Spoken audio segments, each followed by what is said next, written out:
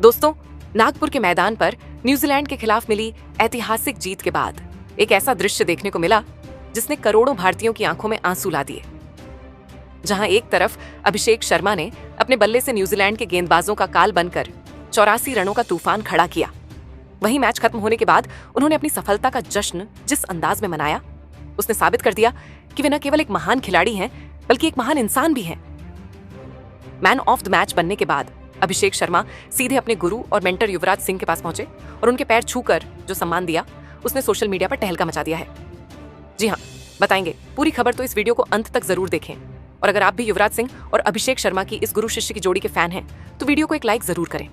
नागपुर के VCA stadium में आज अभिषेक शर्मा ने वह कर दिखाया जिसकी उम्मीद न्यूजीलैंड ने सपने में भी नहीं की होगी।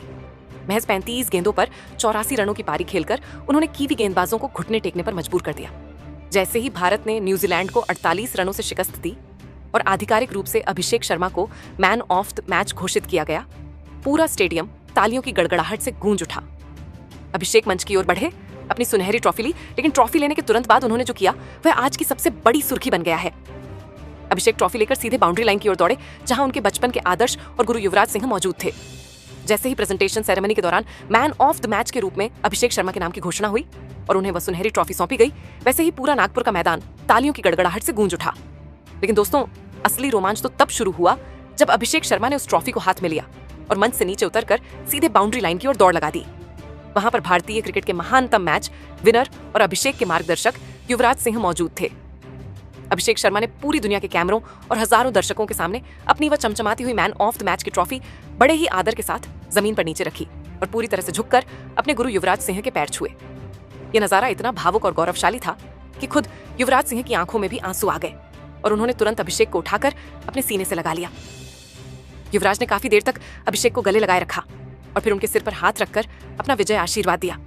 जिसे देखकर स्टेडियम में मौजूद हर एक शख्स की आंखें नम हो गईं। इसके बाद जब अभिषेक शर्मा वापस माइक पर आए और उन्होंने बोलना शुरू किया तो उनके शब्दों ने पूरी महफिल ही लूट ली और हर किसी का दिल जीत लिया। अभिषेक शर्मा ने बहुत ही नम आंखों और रुंधे हुए गले से कहा कि आज मैं पूरी दुनिया के सामने यह स्वीकार करता हूं कि मैं आज क्रिकेट के जिस मुकाम पर खड़ी दी अच्छा हूं और आज मैंने जो यह 84 रनों की आतिशी पारी खेली है, उसका पूरा 100% श्रेय मेरे पाजी युवराज सिंह को जाता है। उन्होंने अपने संघर्ष के दिनों को याद करते हुए आगे कहा कि यूवी पाजी ने मेरे करियर के उस सबसे कठिन और काले दौर में मेरा हाथ थामा था, जब मैं पूरी तरह से हताश हो चुका था और खुद अपनी काबिलियत पर भरोसा खो चुका था। पाजी ने न केवल मुझे घंटों तक नेट पर पसीना बहाकर अपनी तकनीक सुधारना सिखाया, बल्कि उससे भी बड़ी बात, उन्होंने मुझे यह सिखाई कि मानसिक रूप से मजबूत कैसे बना जाता है और न्यूजीलैंड जैसी बड़ी टीमों के खिलाफ बड़े मैचों में बिना किसी खौफ के निडर होकर बल्लेबाजी कैसे की जाती है। अभिषेक ने अपनी बात को और गहराई देते हुए आगे विस्तार से अपने गुरु की महिमा का गुणगान किया और कहा कि आज जब मैं मैदान के चारों ओर लंबे लंबे छक्के लगा रहा था तो मेरे कानों में यूवी पाजी की वही बातें गूंज रही थीं जो उन्होंने कड़कड़ाती धूप में अभ्यास के दौरान मुझसे कही थी। उन्होंने एक बार मेरी आंखों में आंखें डालकर कहा था कि अभिषेक, तू याद रख कि तू सिर्फ एक साधारण खिलाड़ी नहीं है, बल्कि तू एक मैच विनर है जो अकेले दम पर किसी भी गेंदबाजी आक्रमण को तहस नहस कर सकता है। पाजी के उन्हीं जादुई शब्दों और उनके अटूट भरोसे ने ही मुझे आज न्यूजीलैंड के खिलाफ इतना आक्रामक और बेखौफ होने की असली हिम्मत और प्रेरणा दी है। अभिषेक ने अंत में एक बहुत ही दिल छू लेने वाली बात कही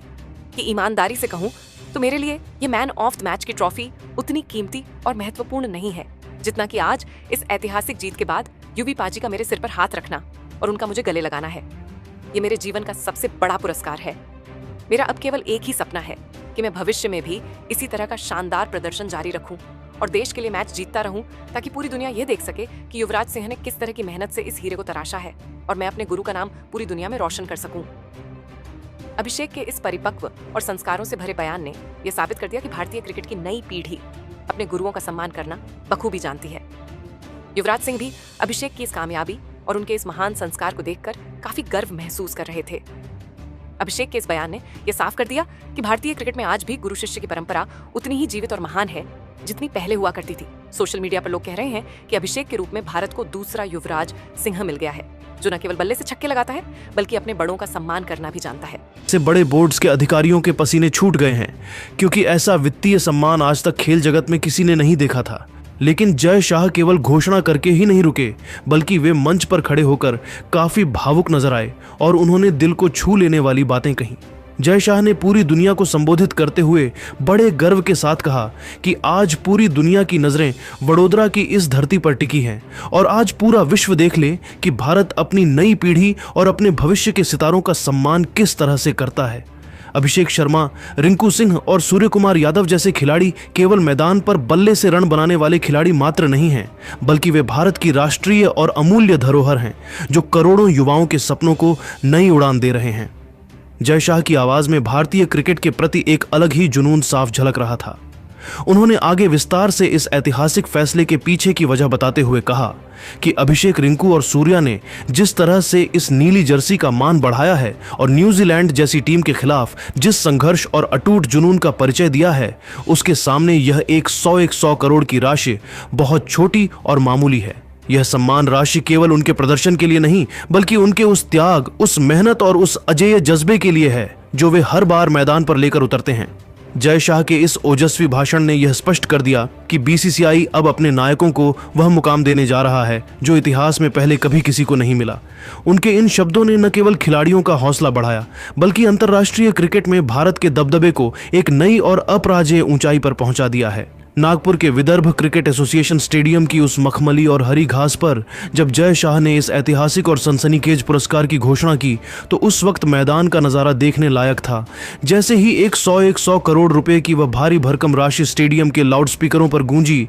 खुद रिंकू सिंह और अभिषेक शर्मा के चेहरे पर गहरी हैरानी, अचरज और अविश्वसनीयता के भाव साफ झलक रहे थे। उन दोनों युवा खिलाड़ियों को एक पल के लिए ऐसा लगा मानो वे कोई सपना देख रहे हों, क्योंकि क्रिकेट के इतिहास में आज तक किसी ने भी इतने बड़े वित्तीय सम्मान की कल्पना तक नहीं की थी। अभिषेक शर्मा तो अपनी आंखों को मलते हुए नजर आए, जैसे उन्हें खुद अपने कानों पर यकीन न हो रहा हो कि महज एक मैच जिताने वाली पारी ने उन्हें रातों रात इस मुकाम पर पहुंचा दिया है। वहीं रिंकू सिंह, जो संघर्ष की गलियों से निकलकर यहां तक पहुंचे हैं, उनके चेहरे पर एक ऐसी मासूम मुस्कान थी जो यह बयां कर रही थी कि उनके बरसों के त्याग का फल आज उन्हें मिल गया है। सिर्फ युवा खिलाड़ी ही नहीं, बल्कि दुनिया के सबसे अनुभवी T20 खिलाड़ियों में शुमार और भारतीय टीम के कप्तान सूर्य कुमार यादव भी इस घोषणा को सुनकर एक पल के लिए पूरी तरह से निशब्द और हक्के बक्के रह गए। सूर्या, जिन्हें अपनी चतुराई और शांत दिमाग के लिए जाना जाता है, वे भी जय शाह के इस मास्टर स्ट्रोक को देखकर दंग थे।